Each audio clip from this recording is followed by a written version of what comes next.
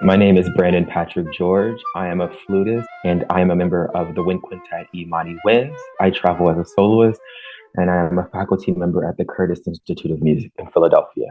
So, Brandon, it is so nice to meet you, and we are thrilled to have this opportunity to speak with you about your new album, Twofold, which I understand is your second solo album. Is that right? That's correct. This is my second solo album. That's so exciting. Could you give us a rundown of the pieces on Twofold, the composers, and kind of the central concept of it?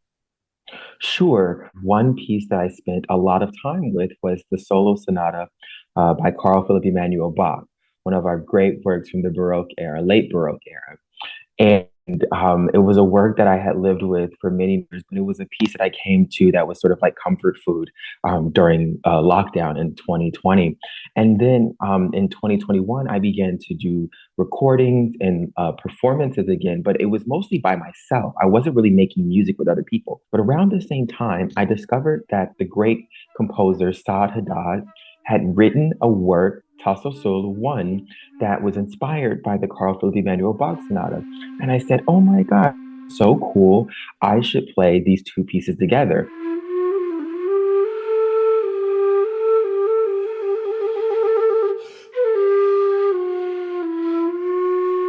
So I began programming them together. But then I started thinking about what other pieces could I pair together based on influence, based on inspiration.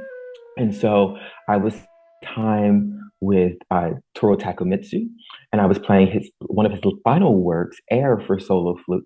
And I was thinking about the sound world that he lived in. And I said, what other composers are doing interesting writing like that? So I thought pairing Rina Ismail, an American composer who combines her Western classical training with the Hindustani tradition and using scales and harmonies found in Indian music into her music.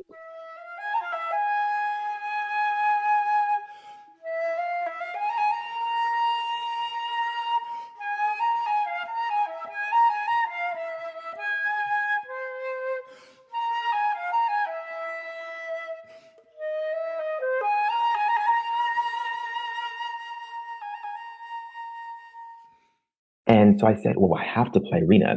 But because Takamitsu was also influenced by Debussy, I had to play Syrinx.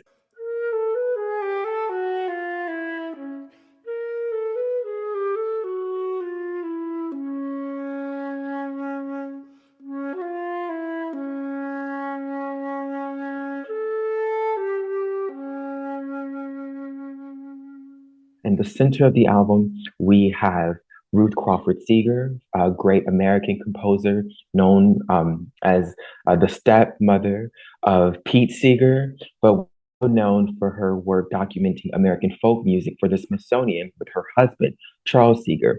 But she had an amazing career as a composer. She was a Guggenheim Fellow. She traveled to Europe and she wrote some great music. And I was playing her diaphonic suite during that time. Around the same time, I discovered that Sean O'Peblo had written a work for solo flute that was based on an imaginary conversation between a grandfather and a grandchild, based on a painting.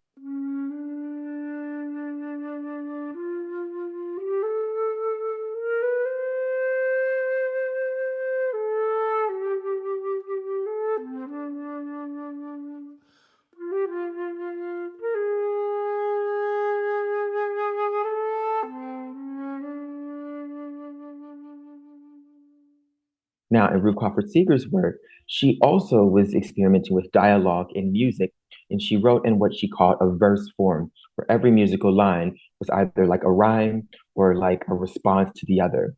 And I said, wow, you have these two composers having lived about 100 years apart in Chicago, both exploring a musical dialogue through the flute. So those pieces have to be paired together. And so before I knew it, I had an entire album, an entire program of pairings. So you focused on this idea of dialogue, which is really interesting. How does that dialogue manifest, I guess, in the music, since this is a solo album? Sometimes we hear the idea of dialogue like two instruments, working together, but this is just flute, right? So is it really more of the difference in styles coming together? Sure. I think it's a few things. I think it's the different styles coming together. But as a performer, as someone who plays the flute and breathes life to these works by these great composers, I feel myself as a vessel to tell their stories and to help their work come to life. And in my own way, I think about the sounds that I'm creating in each as reflecting their individual unique composition of voices. So I feel like through myself, I'm putting these composers actually in dialogue with one another.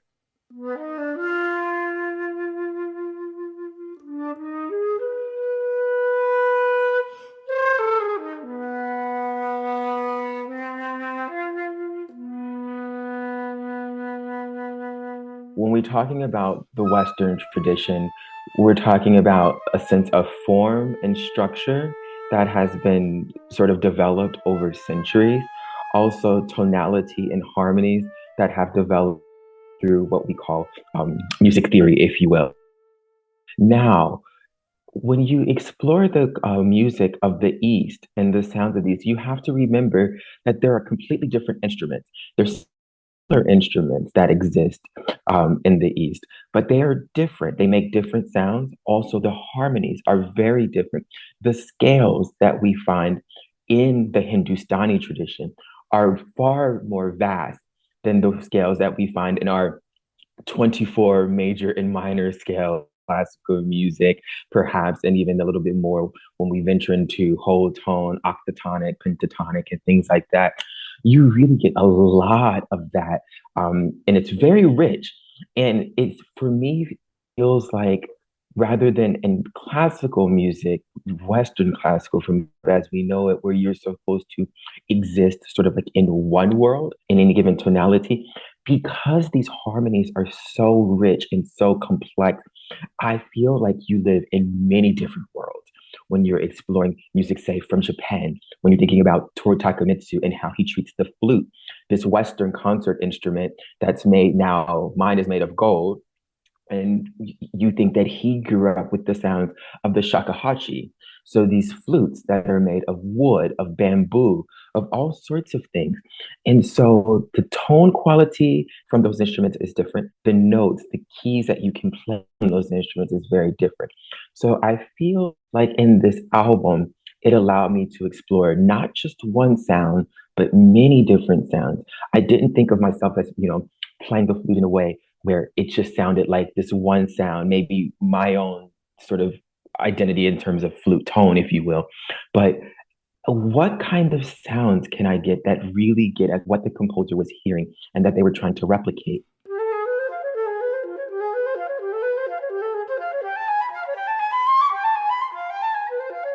I was just listening to music on the album, and I noticed that there are files recorded in stereo and also in surround sound, it looks like.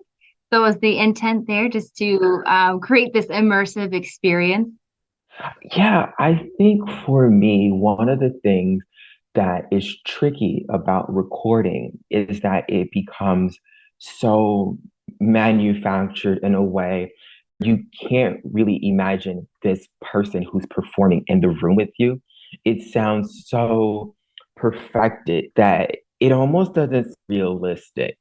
And I think for me, the opportunity to do a Dolby Atmos version, to do a surround sound version, is to really let the listener feel like they are very close to me and to my sound and to myself in the room. We tried to keep it as natural as possible. We have the ability to get rid of so much sound. The breaths that I take, the sound of me breathing, the expressive gestures that just I might be emitting from my body as I'm playing the music. There are capabilities to take all of that out. But I think with the surround sound options, with the Dolby Atmos versions that you can create, it really does feel like you're in the room with a living, breathing being that's creating these sounds. And I find that to be powerful. So I hope that audiences, listeners, when they sit down and have a listen to the album, that they're able to really sense that it's an authentic experience very real experience and that they are in this sort of shared experience in this room with me.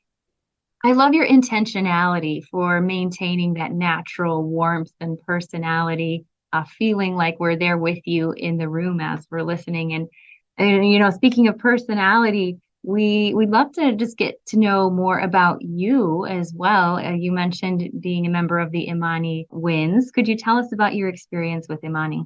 So I joined Imani Wins in 2018. So I've now been a member of the group for years, but this is technically my sixth season that we've just started.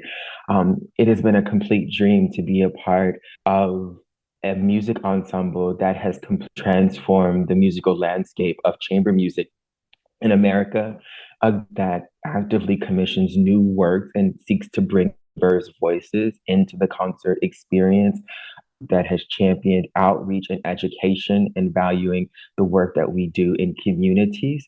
And the work that we do representing people of color playing classical music at the highest level. I think to be a member of this group, a group that was founded by the great Valerie Coleman, an incredible flute, an incredible composer who, being a visionary, has completely just transformed the classical music world. Her music is being played by great orchestras now, recital halls. The landscape of classical music, chamber music, continues to grow and to expand. We serve on the faculty of the Curtis Institute of Music, and I love what we're able to do with the students there, working with these incredibly talented students. And helping them find their voices as soloists, as chamber musicians. And we tour full time. It's about 100 days plus out of the year that we're on the road. We're all based out of New York City, which is an amazing place to call home. But I'm so honored to be able to, in I don't know, so many words, to spread the good news of classical chamber music across the world and to show what is possible with the wind quintet. Because I have to say, before Valerie started Imani Winds back in the late 90s, we did not really have a quintet in America that was comparable to the great string quartets. We had wind quintets, many who were residents at universities, but that were not maintaining a full-time touring schedule. And she and her four colleagues at that time threw themselves in it, completely invested, and really changed the field and what was possible, of what would be possible for wind players to come. And to be a part of that legacy is just incredible. It's an honor, and I feel very fortunate to do what I do every day. That is so beautiful. And where does the name Imani come from? It means faith in Swahili. You may know the Kwanzaa that happens around Christmas time, the African American holiday. It is one of the principles of Kwanzaa, and it had a bit of like a renaissance in the late 90s. When Valerie herself was getting ready to embark on creating a wind quintet that she did not know, she did not have the members for, but she knew that she had a name for it, and that name was going to be Imani. And that name is so powerful because it took so much faith in herself and her belief in what is possible in classical music. And she made it happen. She had the name before she had the players, and look what happened.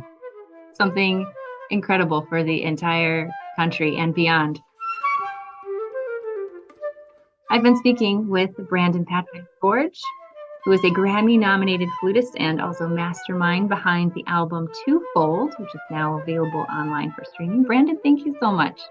Yes, indeed.